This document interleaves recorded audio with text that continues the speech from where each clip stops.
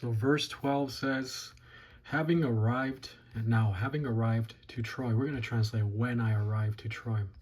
When I arrived to Troy for the purpose of the gospel of Christ, and a door was open to my benefit in the Lord. This was part of the geographical will of God. It was God's purpose, God's will, God designed for Paul to remain there, share the gospel, and prepare the next pastors there so that before he moves on, there could be a prepared church there.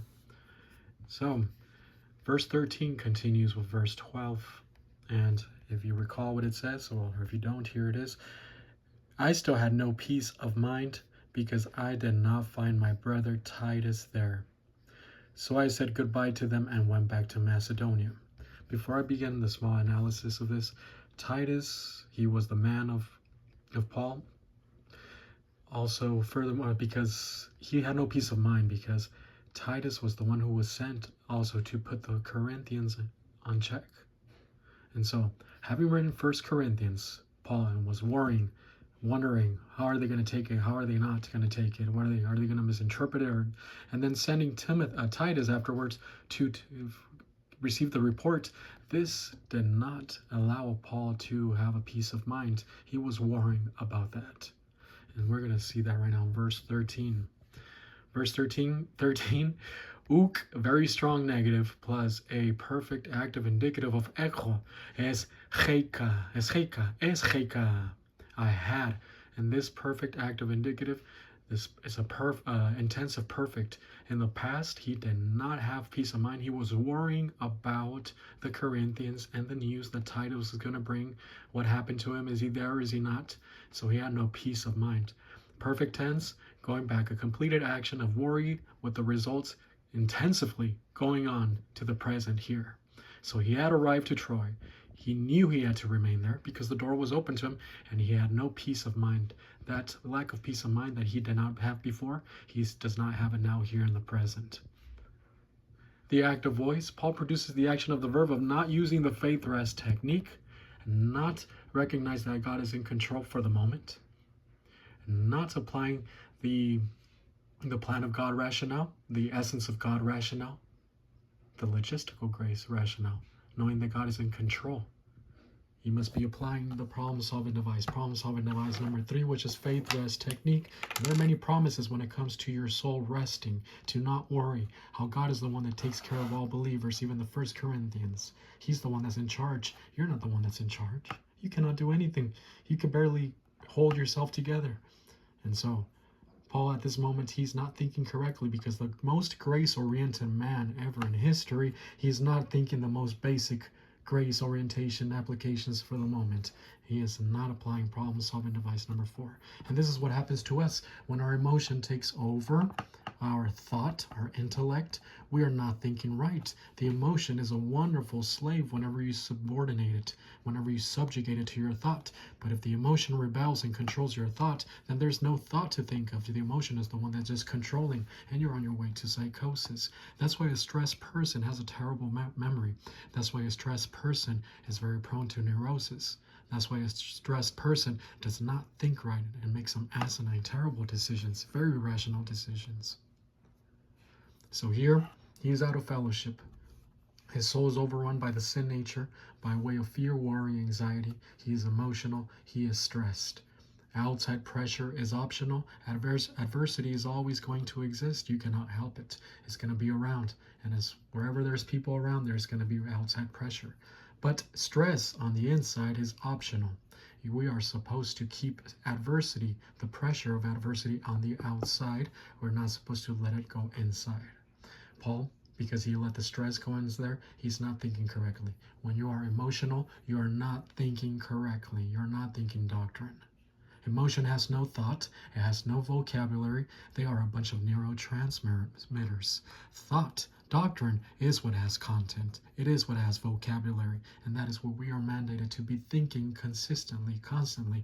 Thinking doctrine, applying. Whether we're worried, fearful, whether we're happy, exuberant, etc., we're supposed to be thinking doctrine. Paul, you did not pass the test at this moment, and you're going to get out of the geographical will of God. First of all, you are in the permissive will of God because you're out of fellowship. Because with regards to the motivational will of God, you're not thinking faith rest. You're not happy in your soul at this moment. You're worried. And this is going to cause him to get out of the operational will of God and get out of the geographical will of God. As we're going to see, he left Troas and he left to Macedonia. He got out of the permissive will of God and the motivational, operational, and geographical aspect. He got out of the directive will of God in the motivational, operational, and geographical classification and got into the permissive will of God in all these same three. So I had something I did not have. Very strong negative, uk. I had perfect tense. Anesin, and this is an accusative, a direct object of no rest. And where? We have the dative of location in the sphere of my human spirit.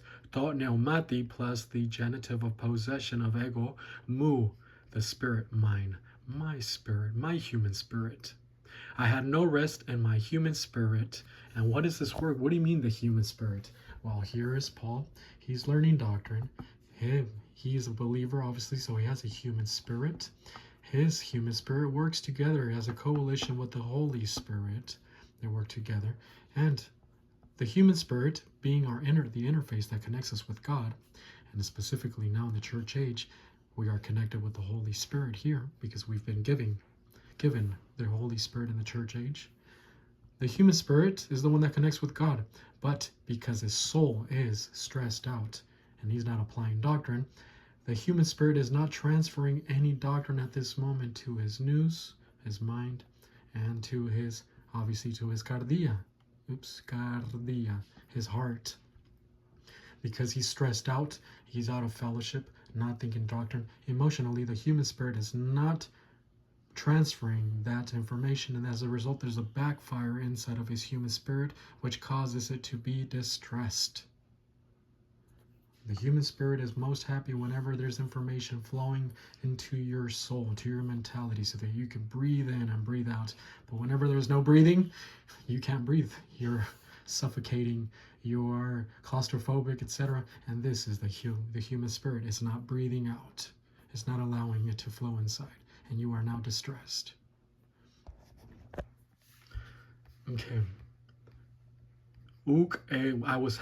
I had no rest in my spirit, and we have a relative article here, function as a relative pronoun, which, and then an epexegetical infinitive of heurisco. This is from which we get the word heurisco. Find aorist active infinitive with the negative may. We're going to translate it, I had no rest in my spirit, in that I did not find. So here's the aorist active infinitive of heurisco. Aorist tense is the culminative aorist because it collects it into one totality of not finding it, but regards it from the results of being there without Titus, without any news, worrying as to what is and what if not, and what if that, and what if I do this and what if I do not. And that's the result. The uncertainty. The active voice, pulse, produces the action of the verb of not finding Titus. And the infinitive, this is the infinitive, the epexegetical infinitive, that explains his lack of rest. The accusative direct object works as the subject that produces the action of the infinitive, in that I did not find. And then now the other accusative direct object, titon. This is the one that receives the action of the infinitive, because in that I did not find Titus. And now we have the appositional accusative, ton adelphon mu.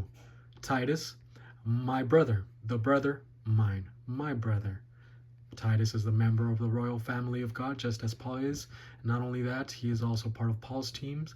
Not only that, he also gives him a lot of courage. He's one of those that produces pride in you, esprit de corps, contentment. And whenever you see him on your team, whenever you find your friends and you find that those friends that you most admire on your team, you feel glad about that. And this is one of those. He is one of those. I had no rest in my human spirit in that I did not find Titus my brother. And then Allah, but apotaxamenos, this is the aorist middle participle of apotasso. This is a compound word. Tasso means to order and apo away. So this means pretty much abandoned.